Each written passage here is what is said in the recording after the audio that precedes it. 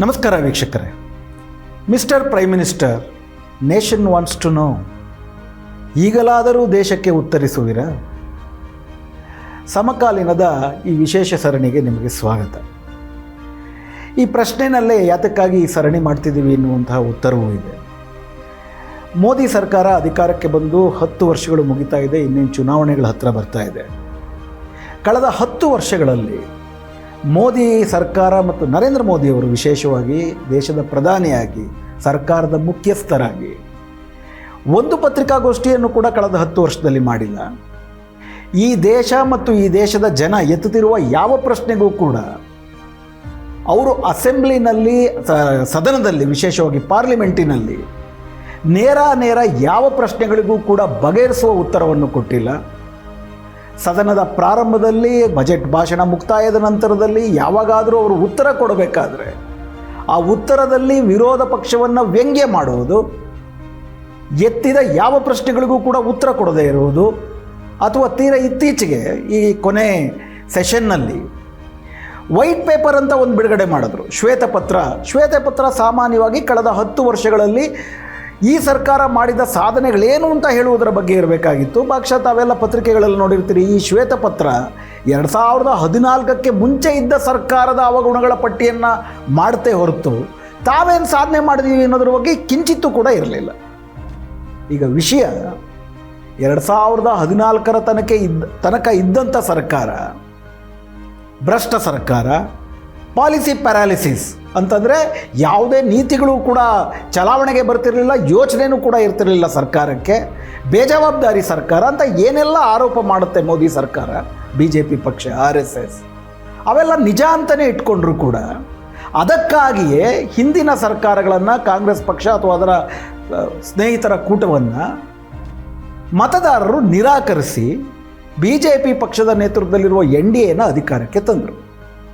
ಈಗ ಕಳೆದ 10 ವರ್ಷದಲ್ಲಿ NDA ಸರ್ಕಾರ ತಾನು ಏನು ಆರೋಪ ಮಾಡ್ತಿತ್ತು UPA ಸರ್ಕಾರದ ಮೇಲೆ, ಭ್ರಷ್ಟಾಚಾರ, ರೈತರ ಆಸಕ್ತಿ, ಕಾಳಜಿ, ದೇಶದ ರಕ್ಷಣೆ ಏನೆಲ್ಲ ಇರ್ಬೋದು ಒಂದು ದೇಶದ ಅಭಿವೃದ್ಧಿಗೆ ಸಂಬಂಧಪಟ್ಟಂತೆ, ಅವೆಲ್ಲಕ್ಕಿಂತ ಕಾಂಗ್ರೆಸ್ಗಿಂತ UPAಗಿಂತ ಭಿನ್ನವಾಗಿ, ಉತ್ತಮವಾಗಿ, ದೇಶದ ಜನರ ಪರವಾಗಿ ನಾವು ನೀತಿಗಳನ್ನು ತಂದಿದ್ದೀವಿ, ಜಾರಿ ಮಾಡಿದ್ದೀವಿ, ನಾವು ದೇಶದಲ್ಲಿ ಆ ರೀತಿ ಪ್ರಗತಿಯನ್ನು ಸಾಧಿಸಿದ್ದೀವಿ ಅಂತ ತೋರಿಸುವಂಥದ್ದು ಶ್ವೇತಪತ್ರದ ಸಾರಾಂಶ ಆಗಬೇಕಾಗಿತ್ತು.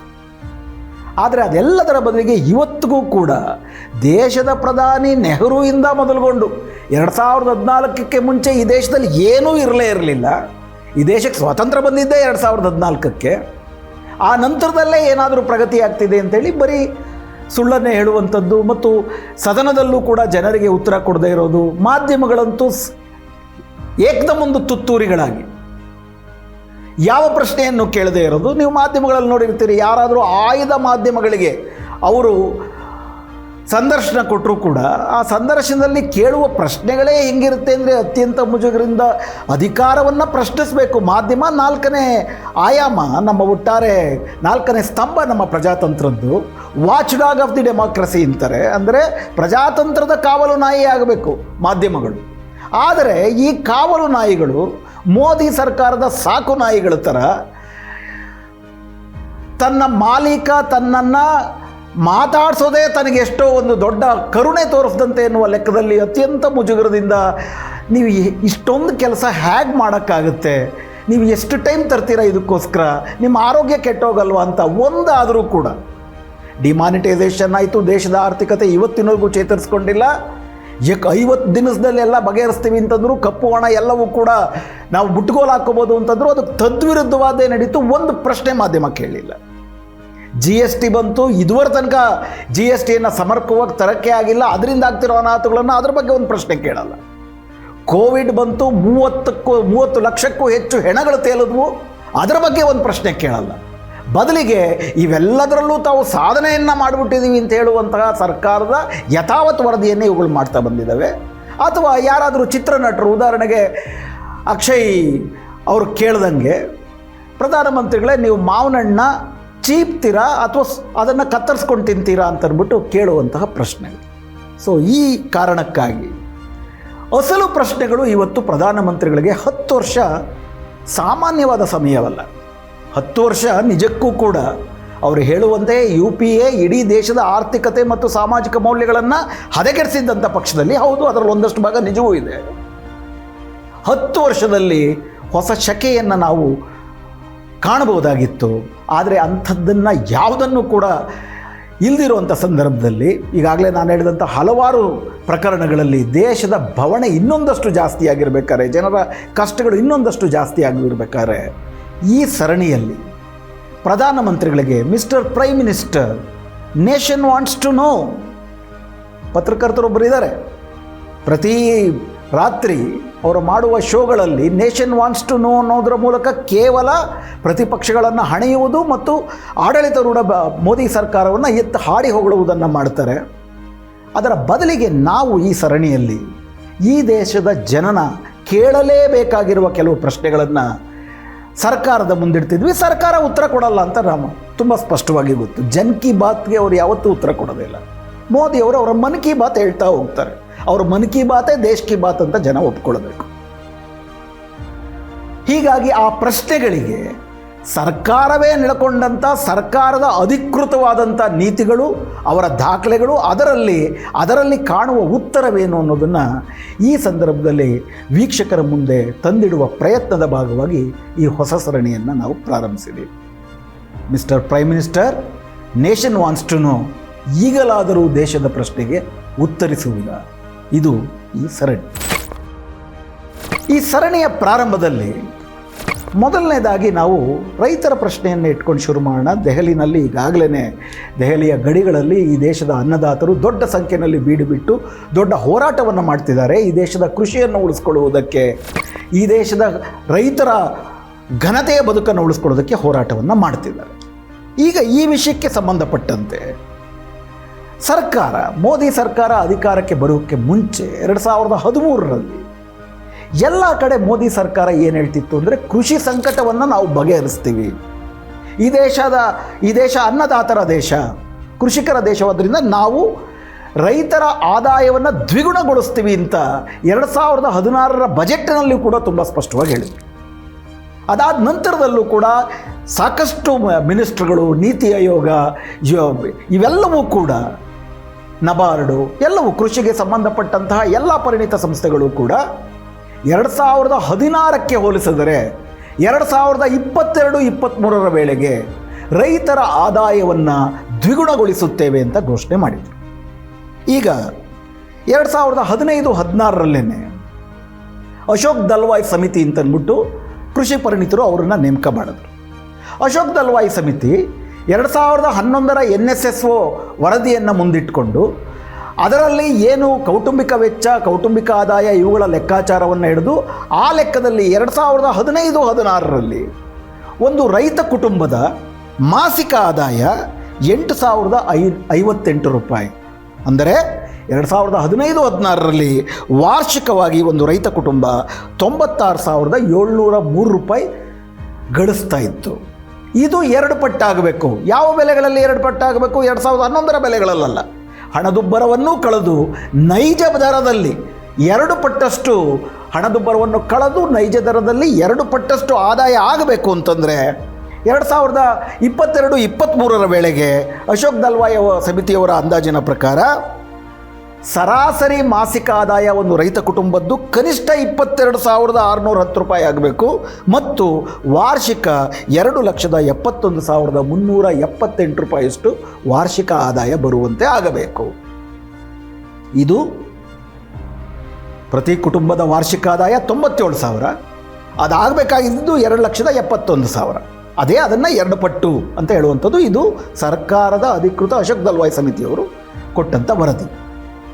ಈಗ 2 ಪಟ್ಟು ಆಗಿದೆಯಾ? ದ್ವಿಗುಣವಾಗಿದೆಯಾ? ಮೊನ್ನೆ ಕೂಡ ಪ್ರಧಾನಮಂತ್ರಿಯವರು ಭಾಷಣ ಮಾಡ್ತಾ, ನಾನು ಪ್ರತಿ ವರ್ಷ ಒಂದು ರೈತ ಕುಟುಂಬಕ್ಕೆ ಏನಿಲ್ಲ ಅಂದರೂ ಕೂಡ ಪ್ರತ್ಯಕ್ಷವಾಗಿ ಪರೋಕ್ಷವಾಗಿ 50,000 ರೂಪಾಯಿಗಳ ಆದಾಯವನ್ನು ಗಳಿಸುವಂತೆ ವರ್ಗಾವಣೆ ಮಾಡಿದ್ದೀನಿ, ಅಷ್ಟು ಪ್ರಮಾಣದ ಬೆಂಬಲವನ್ನು. ಸೊ ಹೀಗಾಗಿ ನೀವು ಒಟ್ಟಾರೆ ಕೃಷಿಕರ ವೆಚ್ಚವನ್ನು ನೀವು ಗಮನ ಮಾಡಬೇಕಾದ್ರೆ ಈ ಒಂದು ವರ್ಗಾವಣೆ ಏನಾಗಿದೆ ಸರ್ಕಾರದಿಂದ ಅದನ್ನು ಗಮನದಲ್ಲಿಟ್ಕೊಂಡು ಮಾಡಬೇಕು. ಹೀಗಾಗಿ ದ್ವಿಗುಣ ಅಲ್ಲ, ಜಾಸ್ತಿನೇ ಆಗಿಬಿಟ್ಟಿದೆ ಆದಾಯ ಅಂತೆಲ್ಲ ಹೇಳ್ತಾ ಬಂದರು.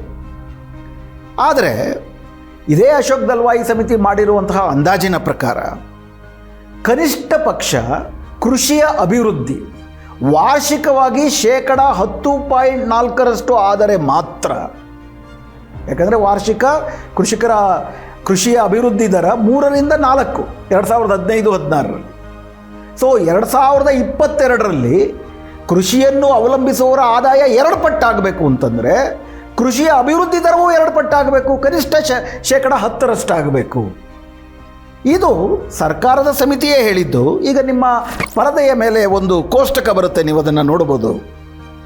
ಅದರಲ್ಲಿ ಒಟ್ಟಾರೆ ಆರ್ಥಿಕ ಅಭಿವೃದ್ಧಿ ದರ ಹಾಗೂ ಅದರಲ್ಲಿ ಕೃಷಿಯ ಅಭಿವೃದ್ಧಿ ದರ ಎಷ್ಟು ಅಂತಂದ್ಬಿಟ್ಟು ಒಂದು ಹೋಲಿಕೆಯಲ್ಲಿ ನಿಮ್ಮ ಮುಂದೆ ಇಡ್ತದೆ.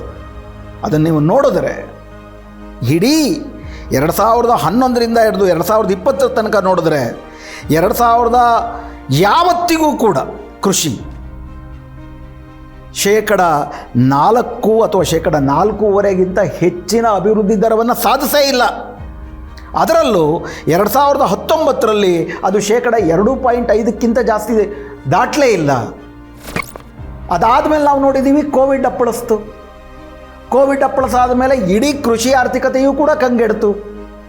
ನರೇಗಾವನ್ನು ಹೆಚ್ಚು ಮಾಡಲಿಲ್ಲ ಅಂತಂದರೆ ಕೃಷಿ ಕುಟುಂಬಗಳು ಬೀದಿಗೆ ಬಿದ್ದು ಆತ್ಮಹತ್ಯೆ ಮಾಡ್ಕೊಳ್ಬೇಕಾಗಿ ಬಂದಿತ್ತು. ಹೀಗಾಗಿ ಒಂದು ಕಡೆ ಅದೇ ಸ್ಪಷ್ಟವಾಗಿ ಹೇಳ್ತಿರೋದೇನಪ್ಪ ಅಂತಂದರೆ ಸರ್ಕಾರವೇ ಅಭಿವೃದ್ಧಿ ದರ ಹೆಚ್ಚಾಗಲೇ ಇಲ್ಲ, ಬದಲಿಗೆ ಇನ್ನೂ ಕೃಷಿಯ ಮೇಲೆ ಒಂದು ಕಡೆ ಮಳೆಯ ಚೆಲ್ಲಾಟ, ಇನ್ನೊಂದು ಕಡೆ ಮಾರುಕಟ್ಟೆಯ ಆಕ್ರಮಣ, ಮತ್ತೊಂದು ಕಡೆ ಸರ್ಕಾರದ ದಮನ. ಮಾರುಕಟ್ಟೆಯ ಪರವಾಗಿ ದೊಡ್ಡ ದೊಡ್ಡ ಕೃಷಿ ಉದ್ಯಮಿಗಳ ಪರವಾಗಿ ಸರ್ಕಾರದ ನೀತಿಗಳ ಆಕ್ರಮಣ, ಮಾರುಕಟ್ಟೆಯ ಆಕ್ರಮಣ, ಮಾನ್ಸೂನ್ ಕೈ ಕೊಡುತ್ತೆ. ಈ ಎಲ್ಲ ಕಾರಣಗಳಿಗಾಗಿ ರೈತ ಕಳೆದ 10 ವರ್ಷದಲ್ಲಿ ಮೊದಲಿಗಿಂತ ಉತ್ತಮವಾಗುವುದರಲ್ಲಿ ಇನ್ನೊಂದಷ್ಟು ಕಂಗೆಟ್ಟಿದ್ದಾನೆ. ಯಾಕಂದರೆ ಇದೇ ಸರ್ಕಾರದ ಅಂಕಿಅಂಶ 77th round of situation assessment survey of agricultural house holds. ಕೃಷಿ ಹಿಡುವಳಿಗಳು, ಕೃಷಿ ಕುಟುಂಬಗಳ ಪ್ರತಿ ಹಲವಾರು ಸುತ್ತುಗಳಷ್ಟು ಅವರ ಪರಿಸ್ಥಿತಿ ಬಗ್ಗೆ ಅಧ್ಯಯನ ನಡೆಯುತ್ತೆ. 2019ರಲ್ಲಿ ಕೃಷಿ ಕುಟುಂಬಗಳ ಆರ್ಥಿಕ ಪರಿಸ್ಥಿತಿಯ ಅಧ್ಯಯನ ನಡೆದದ್ದು 2021ರಲ್ಲಿ ತನ್ನ ವರದಿಯನ್ನು ಬಿಡುಗಡೆ ಮಾಡಿತು. ಸರ್ಕಾರದ ವರದಿಯ ಪ್ರಕಾರವೇ 2018-19ರಲ್ಲಿ ರೈತ ಕುಟುಂಬದ ಸರಾಸರಿ ಆದಾಯ ವಾರ್ಷಿಕವಾಗಿ 8,058 ಇದ್ದದ್ದು 2015ರಲ್ಲಿ 2019ರಲ್ಲಿ 10,200 ರೂಪಾಯಿ ಆಗಿದೆ. ಅಂದರೆ ವಾರ್ಷಿಕವಾಗಿ 1,22,616 ರೂಪಾಯಿ, 96,000 ಇದ್ದಿದ್ದು 97,000 ಇದ್ದಿದ್ದು 1,22,000 ರೂಪಾಯಿ ಇದೆ. ಇದನ್ನು ನೀವು ಇನ್ಫ್ಲೇಷನ್ ಎಲ್ಲ ತೆಗೆದುಬಿಟ್ಟು ನೋಡಿದ್ರೆ ಮೊದಲಿಗಿಂತ ಕಡಿಮೆನೇ ಇರುತ್ತೆ. ಹೀಗಾಗಿ ವಾರ್ಷಿಕ 2,71,000, ಮಾಸಿಕ 22,000 ಸಾಧಿಸೋದಿರಲಿ ಎಷ್ಟೋ ದೂರದ ಮಾತಾಗೋಯ್ತು. ಇದು ಯಾವ ಮಾತಿದು? 2019ರ ಮಾತಿದು. 2019 ಆದಮೇಲೆ ನಾವು ಕೋವಿಡ್ ದಾಳಿಗೆ ತುತ್ತಾದ್ವಿ. ಎಲ್ಲ ಬಗೆಯ ಕೃಷಿಯೇತರ ಚಟುವಟಿಕೆಗಳು ಹೆಚ್ಚು ಕಡಿಮೆ ನಿಂತೋಯ್ತು, ಕೃಷಿ ಮೇಲೆ ಆಕ್ರಮಣ ಆಯಿತು. ಹೀಗಾಗಿ ಒಟ್ಟಾರೆಯಾಗಿ ರೈತರ ಆದಾಯ ದ್ವಿಗುಣ ಆಗೋದಿರಲಿ, ಅದು ಮೊದಲಿಗಿಂತಲೂ ಕಡಿಮೆ ಆಯಿತು. ಇತ್ತೀಚೆಗೆ ಭಾಳ 2022-23ರಲ್ಲಿ ಪ್ರತಿ ಕುಟುಂಬ ಏನು ತಲಾವಾರು ವೆಚ್ಚ ಮಾಡ್ತಿದೆ ಬಳಕೆಯ ವಸ್ತುಗಳಿಗೆ ಅಂತಂದ್ಬಿಟ್ಟು ಒಂದು HPC ಅಂತ ಏನು ಕರೀತಾರೆ, ಆ ವೆಚ್ಚದ ಒಂದು ವರದಿ ಬಂದಿದೆ. ಅದರಲ್ಲಿ ಗ್ರಾಮೀಣ ಪರಿಸ್ಥಿತಿಯ ಸಂದರ್ಭವನ್ನು ನೀವು ನೋಡಿದ್ರೆ ಕೃಷಿ ಕೂಲಿ ಅದರ ಕೂಲಿ ದರ 0.6ರಷ್ಟು ಕಡಿಮೆ ಆಗಿದೆ. ಅಂದರೆ 2011 ಹೋಲಿಸಿದ್ರೆ ಇನ್ನೂ ಕಡಿಮೆ ಆಗಿದೆ ಅವರ ನೈಜ ಆದಾಯ. ಕೃಷಿಯೇತರ ಆದಾಯ ಗ್ರಾಮೀಣ ಪ್ರದೇಶದಲ್ಲಿ 1.6% ಕಡಿಮೆ ಆಗಿದೆ ಅಂತ ಅಂದ್ಬಿಟ್ಟು ಹೇಳುತ್ತೆ. ಅಂದರೆ ಎಲ್ಲ ಬಗೆಯ ಆದಾಯಗಳು ಕೂಡ ಕಡಿಮೆ ಆಗಿದೆ 2011ಕ್ಕಿಂತ, ದ್ವಿಗುಣ ಆಗಿಲ್ಲ. ದ್ವಿಗುಣದ ಪ್ರಶ್ನೆಯೇ ಬಿಟ್ಬಿಡಿ, ಮೊದಲಷ್ಟು ಉಳ್ಕೊಂಡಿಲ್ಲ. ಇದು ನಮ್ಮ ಬದುಕುಗಳು ನೋಡಿದ್ರೇ ಹೇಳ್ತದೆ. ಸೊ ಏನು ಮಾಡಬೇಕಾಗಿತ್ತು ಒಂದು ಸರ್ಕಾರ? ನಿಜಕ್ಕೂ ಕೂಡ ಕಾಂಗ್ರೆಸ್ಗಿಂತ ಯು ಪಿ ಎ ಸರ್ಕಾರ ಕಾಲದಲ್ಲೂ ಕೂಡ ಹಲವಾರು ರೈತ ವಿರೋಧಿ ನೀತಿಗಳು ಬಂತು. ಇನ್ಫ್ಯಾಕ್ಟ್ ಅವರು ಅತ್ಯುತ್ತಮವಾದ ಒಂದು ನರೇಗಾ ಅತ್ಯಂತ ರೈತ ಪರವಾದಂಥ ನೀತಿ, ಹಾಗೂ 2013ರಲ್ಲಿ ರೈತರ ಜಮೀನನ್ನು ವಶಪಡಿಸ್ಕೊಳ್ಬೇಕಾದ್ರೆ ಕೃಷಿಯೇತರ ಉದ್ದೇಶಗಳಿಗೆ ಕನಿಷ್ಠ ಪಕ್ಷ ಗ್ರಾಮೀಣ ಪ್ರದೇಶದ 75% ಜನರ ಒಪ್ಪಿಗೆ ಬೇಕು ಅನ್ನುವಂಥ ಒಂದು ಕಾನೂನು 2013ರ ತುದಿಗೆ ತಂದರು. ಅದನ್ನು ಜಾರಿ ಮಾಡೋಕ್ಕಾಗಲಿಲ್ಲ. ಇನ್ಫ್ಯಾಕ್ಟ್ ಈ ಸರ್ಕಾರ ಅದಕ್ಕಿಂತ ಉತ್ತಮ ಸರ್ಕಾರವಾಗಿದ್ದ ಪಕ್ಷದಲ್ಲಿ ನರೇಗಾವನ್ನು ಇನ್ನೂ ಜಾಸ್ತಿ ಮಾಡಬೇಕಾಗಿತ್ತು. ಆದರೆ 2016ರಲ್ಲಿ ಸಂಸತ್ತಿನಲ್ಲಿ ಭಾಷಣ ಮಾಡ್ತಾ ಪ್ರಧಾನಮಂತ್ರಿ ಮೋದಿಯವರು ಈ ನರೇಗಾ ಅನ್ನುವಂಥದ್ದು ಕಾಂಗ್ರೆಸ್ ಸರ್ಕಾರದ ವೈಫಲ್ಯದ ಸ್ಮಾರಕ ಅಂತ ಹೇಳಿದ್ರು. ಇನ್ಫ್ಯಾಕ್ಟ್ ಈ ನರೇಗಾ ಇರಲಿಲ್ಲ ಅಂತಂದರೆ ಕೋವಿಡ್ನಲ್ಲಿ ಗ್ರಾಮೀಣ ಪರಿಸ್ಥಿತಿ ಎಕ್ಕುಟ್ಟೋಗ್ತಿತ್ತು. ಕೋಟ್ಯಾಂತರ ರೈತ ಕುಟುಂಬಗಳು ಆತ್ಮಹತ್ಯೆ ಮಾಡ್ಕೊಳ್ಳೋ ಪರಿಸ್ಥಿತಿಗೆ ಬರ್ತಿತ್ತು.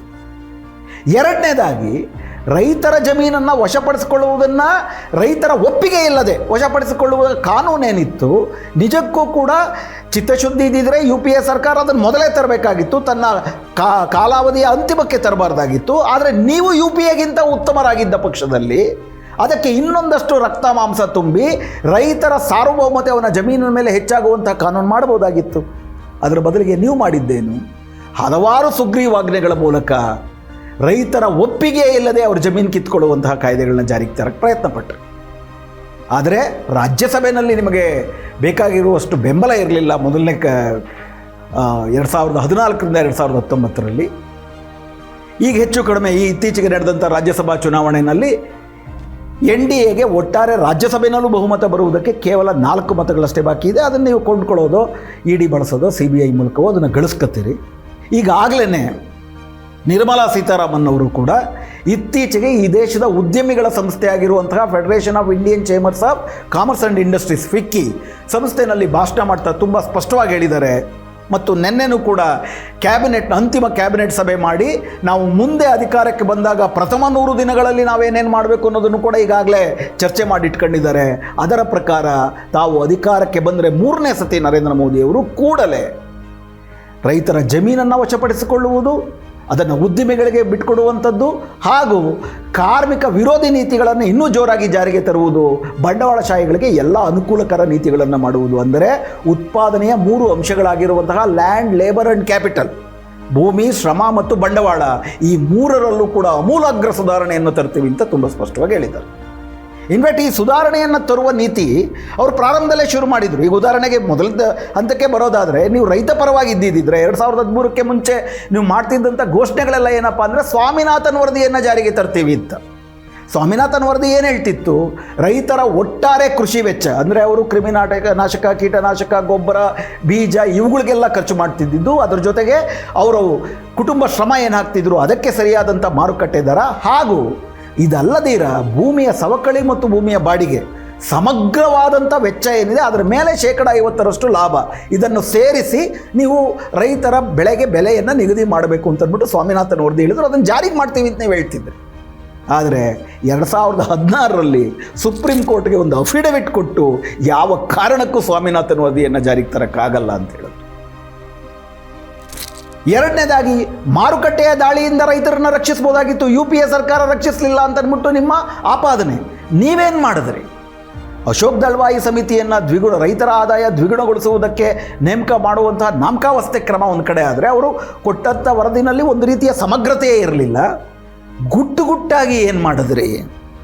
ಶರದ್ ಮರಾಠೆ ಅನ್ನುವಂಥವ್ರು ಒಬ್ಬ NRI, ಆತ ಸಾಫ್ಟ್ವೇರ್ ವಿಷಯದಲ್ಲಿ ಪರಿಣಿತರಾಗಿದ್ದರು. ಅವ್ರಿಗೂ ಕೃಷಿಗೂ ಯಾವ ಸಂಬಂಧವೂ ಇರಲಿಲ್ಲ. ಅವರು ಬಂದು ನಾವು ಕೃಷಿನಲ್ಲಿ ಅಮೂಲಾಗ್ರವಾದ ಸುಧಾರಣೆಯನ್ನು ತಂದು ರೈತರ ಆದಾಯ ದ್ವಿಗುಣಗೊಳಿಸ್ಬೋದು ಅಂತ ಒಂದು ಪ್ರಸ್ತಾಪ ಮುಂದಿಟ್ಟರು. ಆ ಪ್ರಸ್ತಾಪ ಯಾವ ರೀತಿ ಇತ್ತು? ಇವತ್ತು ಬೇಕಾಗಿರುವುದು ಅಗ್ರಿಕಲ್ಚರ್ ಅಲ್ಲ, ಅಗ್ರಿ ಬಿಸ್ನೆಸ್. ಕೃಷಿಯನ್ನು ನಾವು ಕೃಷಿ ಬಿಸ್ನೆಸ್ ಮಾಡಬೇಕು. ಆ ಮೂಲಕ ಮಾತ್ರ ಕೃಷಿಯ ಒಟ್ಟಾರೆ ಪ್ರಮಾಣ ಜಾಸ್ತಿ ಆಗುತ್ತೆ, ಕೃಷಿಕರ ಆದಾಯ ಜಾಸ್ತಿ ಆಗುತ್ತೆ ಅನ್ನೋ ಪ್ರಸ್ತಾಪವೇ ಇರಲಿಲ್ಲ.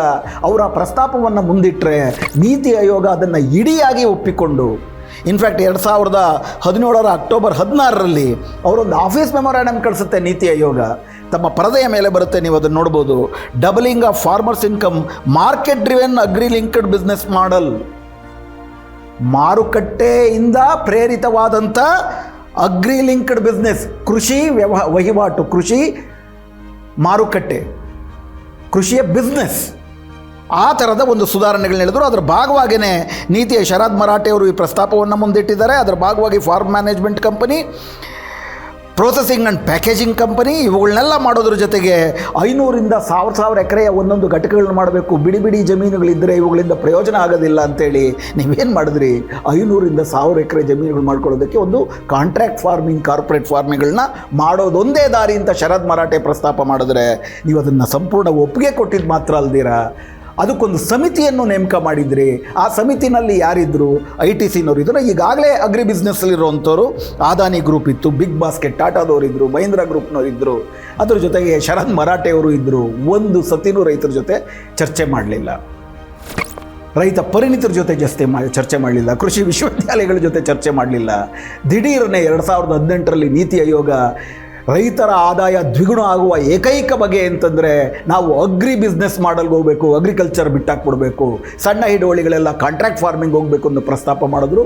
2019ರಲ್ಲಿ ಕೊನೆಗೆ ಕೋವಿಡ್ ದಾಳಿಯಾಗಿ ಇಡೀ ದೇಶ ಕೋವಿಡಿಂದ ತತ್ತರಿಸ್ತಿರ್ಬೇಕಾದ್ರೆ ದಿಢೀರನೆ ನೀವು 3 ಕೃಷಿ ನೀತಿಗಳನ್ನು ತಂದು ಕೃಷಿ ಮಾರುಕಟ್ಟೆ, ಕೃಷಿ ಉತ್ಪಾದನೆ, ಕೃಷಿ ಹಿಡುವಳಿ ಎಲ್ಲದರಲ್ಲೂ ಕೂಡ ದೊಡ್ಡ ಮಟ್ಟದಲ್ಲಿ ಕಾರ್ಪೊರೇಟ್ ಉದ್ಯಮಿಗಳ ಹೂಡಿಕೆ ಇರುವಂತಹ ಅಮೂಲಾಗ್ರ ಬದಲಾವಣೆ ಮಾಡಿ ರೈತರ ಆದಾಯ ದ್ವಿಗುಣ ಮಾಡೋದಲ್ಲ, ರೈತರನ್ನು ಕೃಷಿಯಿಂದ ಹೊರದೂಡುವಂತಹ, ಒದ್ದೋಡಿಸುವಂತಹ ಕ್ರಮಗಳನ್ನು ತಂದ್ರಿ. ಅದರ ವಿರುದ್ಧವೇ 1.5 ವರ್ಷಗಳ ಕಾಲ ವೀರೋಚಿತ ಹೋರಾಟ ನಡೆದು ನೀವು ಬಗ್ಗಿ ಅದನ್ನು ವಾಪಸ್ ತಗೋಬೇಕಾಗಿ ಬಂತು. ವಿಷಯ ಏನಪ್ಪ ಅಂತಂದರೆ ರೈತರ ಆದಾಯ ದ್ವಿಗುಣ ಆಗಲಿಲ್ಲ ನಿಮ್ಮ ನೀತಿಗಳಿಂದ, ಇದ್ದಿದ್ದಕ್ಕಿಂತ ಕಡಿಮೆ ಆಯಿತು. ಬದಲಿಗೆ ರೈತ ಪರ ಸರ್ಕಾರ ಆಗಿರಲಿಲ್ಲ ಅಂತಂದ್ಬಿಟ್ಟು UPA ಸರ್ಕಾರದ ವಿರುದ್ಧ ನಿಮ್ಮ ಆರೋಪ ಏನಿತ್ತು, ನೀವು ನಿಜಕ್ಕೂ ರೈತರ ಪರವಾಗಿ ಇರುವಂತಹ ಅವಕಾಶಗಳಿರುವಂತಹ ಸಂದರ್ಭದಲ್ಲಿ ಗುಪ್ತವಾಗಿ ಸಂಚಿನಿಂದ ದ್ರೋಹ ಮಾಡಿ ಕಾರ್ಪೊರೇಟ್ ಉದ್ಯಮಿಗಳ ಜೊತೆ ಒಂದಾಗಿ ಕಾರ್ಪೊರೇಟ್ ಪರ ಕೃಷಿ ನೀತಿಯನ್ನು ತರಕ್ಕೆ ಹೋದ್ರಿ. ಇದನ್ನು ಯಾರೂ ನಿಮ್ಮನ್ನು ಪ್ರಶ್ನಿಸಲಿಲ್ಲ ಮಾಧ್ಯಮಗಳು. ಇನ್ಫ್ಯಾಕ್ಟ್ ಯಾರು ಹೋರಾಟ ಮಾಡ್ತಿದ್ರು ದೆಹಲಿಯ ಗಡಿಗಳಲ್ಲಿ ಅವ್ರನ್ನ ಖಲಿಸ್ತಾನಿಗಳಂದ್ರಿ, ಭಯೋತ್ಪಾದಕರಂದ್ರಿ, ಅಲ್ಲಿ ಕಲ್ಲುಗಳು ಹೊಡೆದು ಅವ್ರನ್ನ ಗುಂಡಿಟ್ಟು ಕೊಲ್ಲುವುದಕ್ಕೂ ಪ್ರಯತ್ನ ಮಾಡಿದ್ರಿ. ಈಗಲೂ ಕೂಡ ತೇನಿ ಅನ್ನುವಂಥ ಒಬ್ಬ ಸಂಸದ ಏನು ಉತ್ತರ ಪ್ರದೇಶದಲ್ಲಿ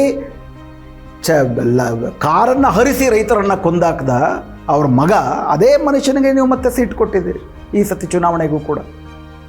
ಸೊ ಹೀಗಾಗಿ ಮಾನ್ಯ ಪ್ರಧಾನಮಂತ್ರಿಗಳೇ, mister prime minister, nation if not your corporate nation, ನಿಮ್ಮ ಉದ್ಯಮಿಗಳ ದೇಶ ಅಲ್ಲದಿದ್ದರೂ ಕೂಡ ರೈತ ದೇಶ, ಈ ದೇಶದ ಜನ ನಾವು ಕೇಳ್ತಾ ಇದ್ದೀವಿ.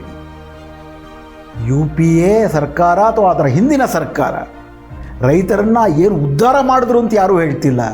ನೀವು ನಿಮ್ಮ 10 ವರ್ಷಗಳಲ್ಲಿ ರೈತರನ್ನು ಬರ್ಬಾದ್ ಮಾಡಿಬಿಟ್ರಿ, ಅವನತಿ ಅಂಚಿಗೆ ಕರ್ಕೊಂಡೋಗಿದ್ದೀರಿ, ಅವರ ಮೇಲೆ ಮತ್ತೆ ನೀವು ಟ್ಯಾಂಕರ್ಗಳನ್ನ ಹರಿಸ್ತಾ ಇದ್ದೀರಿ.